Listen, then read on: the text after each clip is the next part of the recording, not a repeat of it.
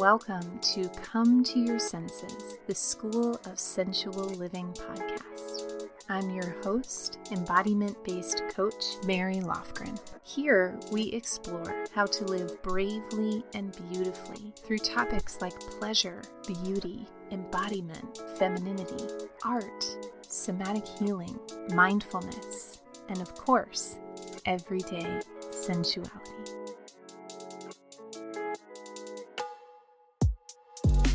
Hello, everyone, and welcome back to the podcast.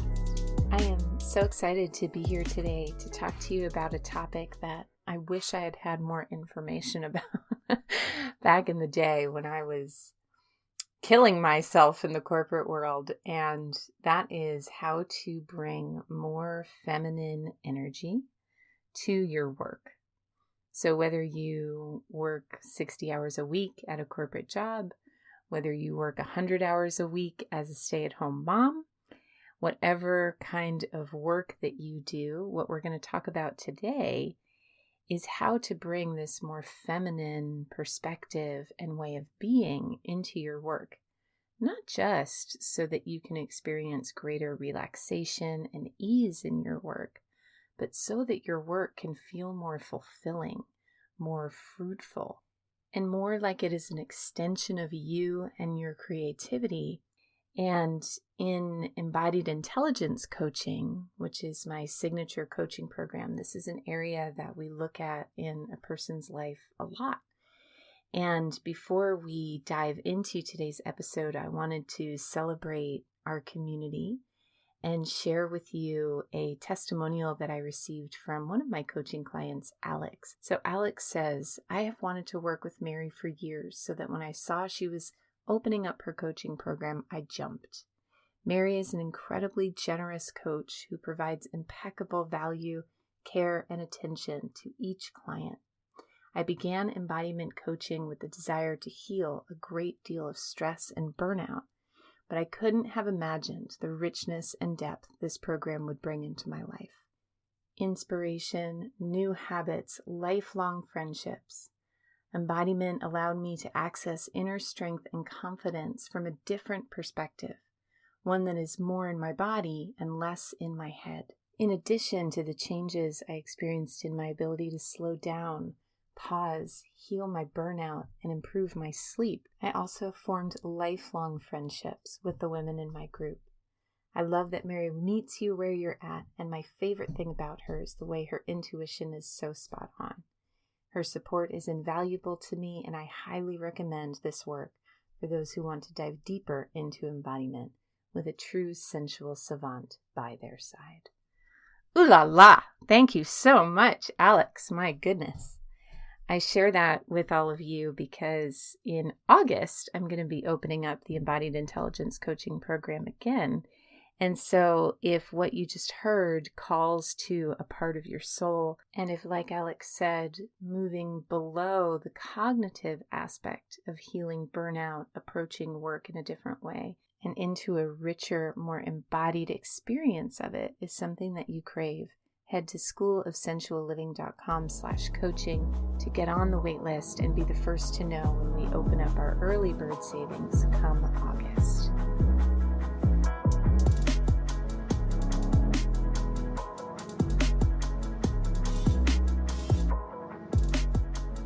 When we talk about feminine energy, there are a lot of different aspects and expressions of feminine power. And one of my favorite definitions of feminine energy comes from my coach and mentor, Jenna Ward, who says that the feminine is this feeling, flowing energy that exists in all human beings. I also really appreciate Audre Lorde's definition of the erotic, which to me is synonymous with this feminine energy as she describes it as our fully feeling self. That the erotic often gets confused with the pornographic, and not necessarily pornography itself, but this experience of the erotic as a highly sexualized, plasticized, sensation without feeling kind of expression, but that the essence of this energy we call the erotic is actually our full aliveness that we can bring to our love relationships or to our parenting or to our office jobs. And so with that in mind, when we talk about bringing feminine energy to work, at first listen, that might sound like flowers on your desk and, just kind of these traditional associated expressions of the feminine. And that may be a way to access more of that feminine energy in your life. But what we're going to talk about today and what I'm going to share with you now are some ways to access that feminine energy, not from the outside in, not necessarily from what you do, although that is part of it, but more from the inside out, committing to and experimenting with an expression of this fully feeling self on the inside, so that there's less of a divide between your work life and your actual life. I don't really think that there is such a thing as the two being separate, since you are the one, your life is the one showing up to your work life. And so there can be a little bit more blending so that you don't have to experience such an intense degree of compartmentalization, which can be so draining on your life force. And so the first is taking your actions from a place of depth. This week, I taught a class to my coaching program around this sequence that happens in a human being's system, their mind, their body.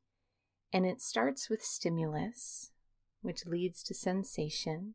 That sensation leads to story, and that story leads to action. And so the class was about how to interrupt any phase of this cycle so that our actions actually come from a more deeply rooted, intentional place than just simply a reaction to a stimulus. So, for example, let's say you go into the office and you receive a look from your boss, and that look creates a sensation inside your body, which is enmeshed and entwined with a story of your not enoughness, right? That your boss, who knows, may have just be feeling constipated that day, like we don't know.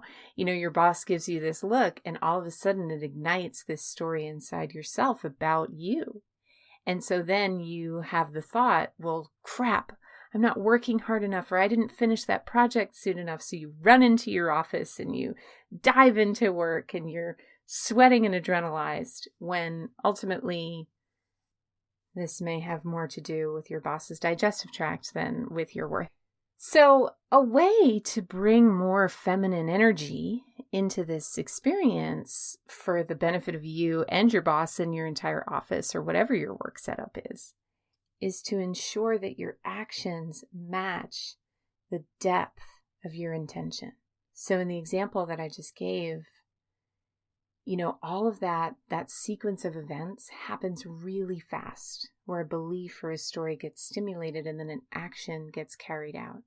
And so a question I ask myself multiple times a day is I just slow down, I connect to my breath, and before doing anything, I ask myself, is this the most important thing that needs to be done right now? Is this the right thing that needs to be done right now? Is this the energy that's going to help me perform this task to the best and most artful ability I can muster? So, for example, I'll just kind of tell you a story about my morning. So I have an appointment. I have to leave in about 30 minutes, and I knew I wanted to record this podcast. And as I just kind of paused and slowed down, and after I wrote the episode notes, wanted to jump right into recording, it's like, you know what? I want to be more embodied. The energy that I want to bring to this is not, I have to leave in 30 minutes, I better get this done fast. It's like, I want it to be syrupy. I want it to be slow. I want it to be intentional. So I dropped to my mat and I did a 7-minute practice. While I was in my 7-minute embodiment practice, some strong emotion came up. And I thought, oh God, I need to unravel this. I need to take care of this before I go record this episode. Maybe that's the most important thing. But once again, I dropped in like, is this the most important thing right now? And the answer was no. Actually, feeling my feelings, while extremely important and really is kind of the basis of my life and my work, in that moment, it was not the most important thing. The most important thing was that I carry the energy from my embodiment into this episode. And so those questions, once again, are, is this the most important thing right now? Is this the right thing right now? For me, not right by any outside standards, but, in that moment, it's like it was really important for me to feel that strong emotion, but it didn't feel like the right thing. It felt kind of like an arbitrary, overcome with emotion reaction rather than the response. And then, is this the energy that I need in order to do whatever this thing is? And that leads me into the second aspect of bringing feminine energy to work, is that when we make our to-do list, and this is something that I teach in embodiment intelligence coaching too, is how to create a to-do list that really serves your feminine body and energy. When we create our to-do list, usually it's just this long Santa Claus list of things that we need to do that's usually 3 times longer than what any human being is capable of in a day. And we look at the list and we see all the tasks and we go towards the one that feels most like an emergency. And it's like we just use this fuel of adrenaline and fuel of really not enoughness to just keep going back to the list to prove our enoughness. I don't know if you do that, but I know I do that from time to time, and I have done that almost my whole life. And one of the things that you can do to help make your to-do list more functional is, in addition to the tasks that need to be carried out, is create a separate section of what are the things I need to do to tend my energy to ensure that these tasks can actually happen and can happen well. So when I make my list for the day, there's items on it, and then I look at what kind of energy do I need to record a podcast? Well, I probably need to do a 7-minute embodiment practice so that I can be really dropped in and really present. What kind of energy do I need to edit a blog post? I'll probably want to do that after lunch when I don't have as much energy on board, when my energy is a little bit more mental than it is physical, things like that.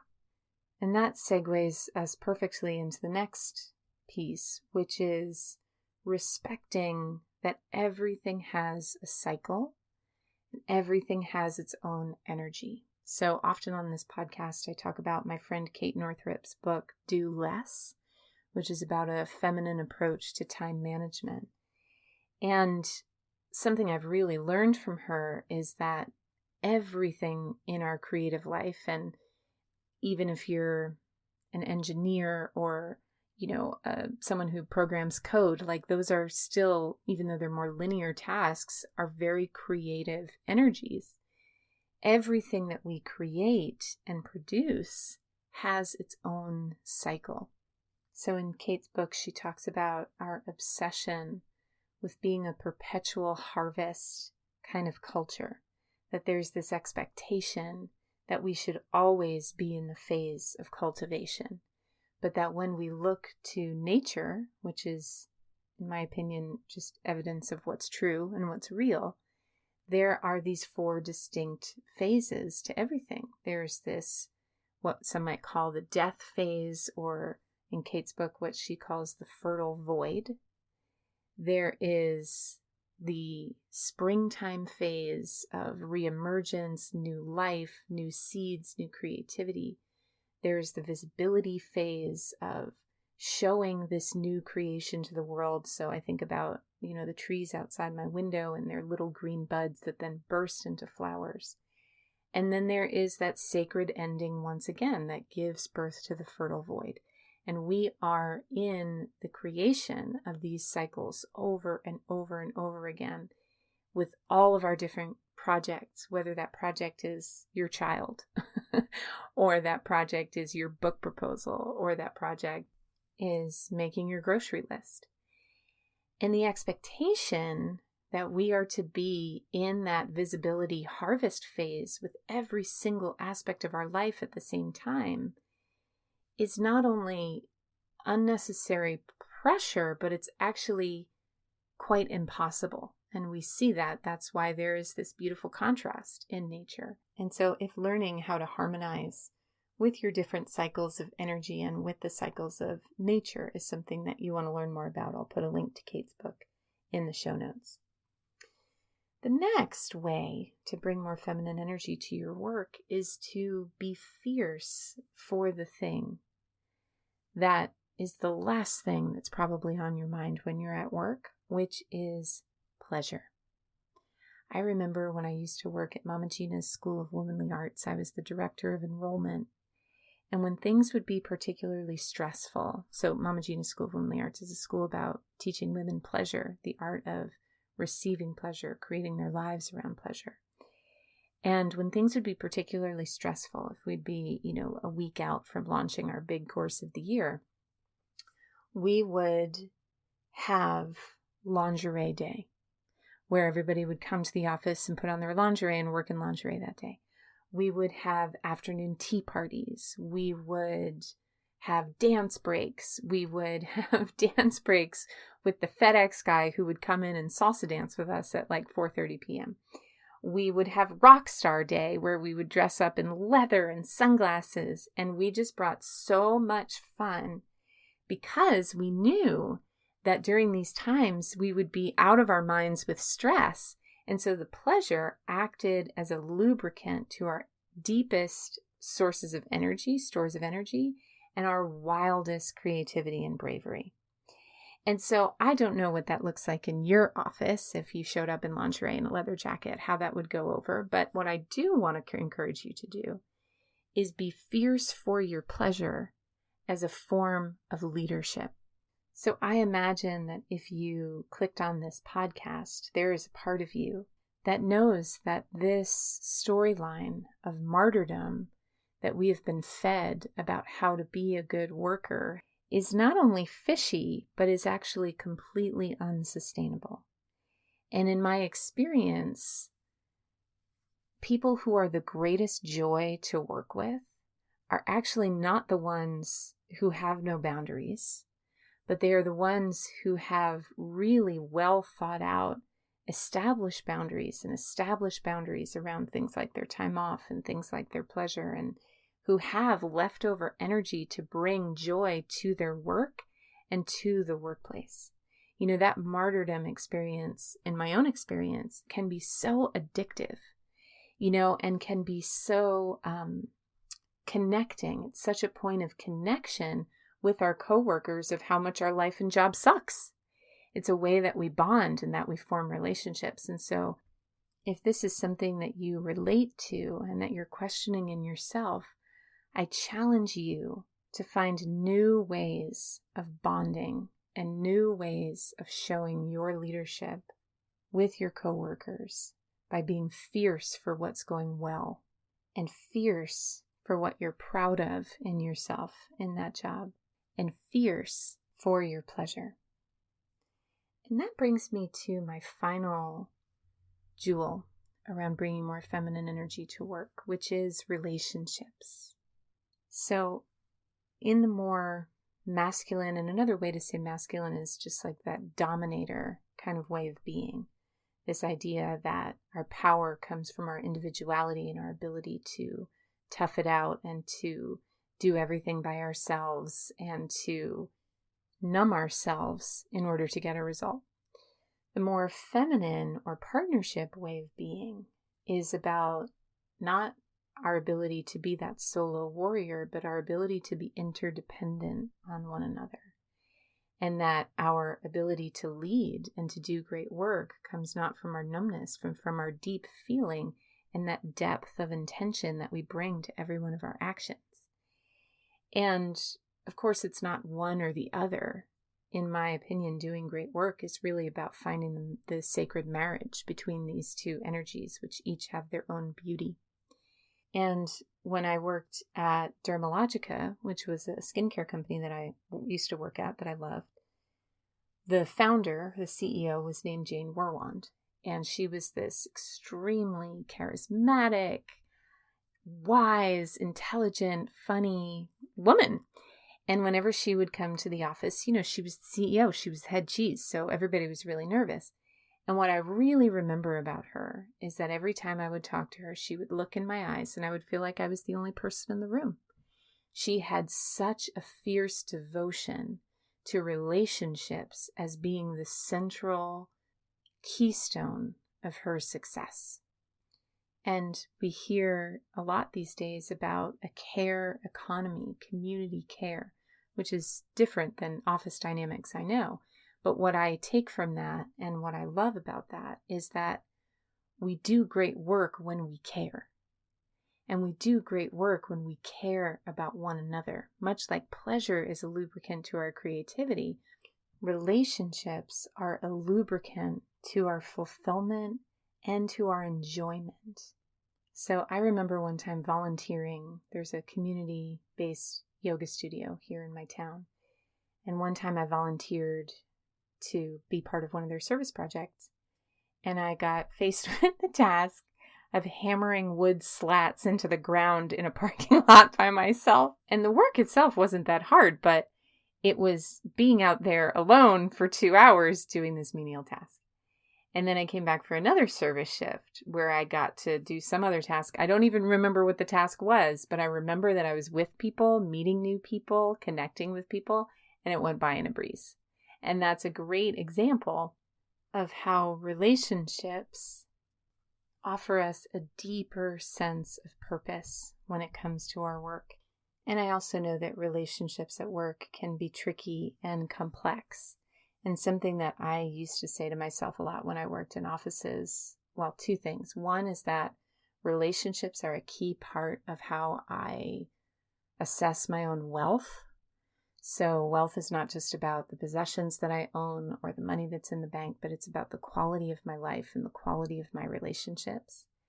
And so knowing that, it really helped me to invest in the people in my workplace and invest in those relationships. And this may be cheesy or cliche, but I really love thinking about relationships as just this spiritual training for how I can see God or source or the universe in each person. And so when there's a troubling relationship at work, to really kind of view that as my gym for my boundaries and for my level of compassion. And so if you enjoyed this episode and you are looking for more support around bringing feminine energy into your work and into your life in general, please head to schoolofsensualliving.com/coaching. I would love to have you on the wait list for our next launch of the program. And thank you so much for listening. See you next time.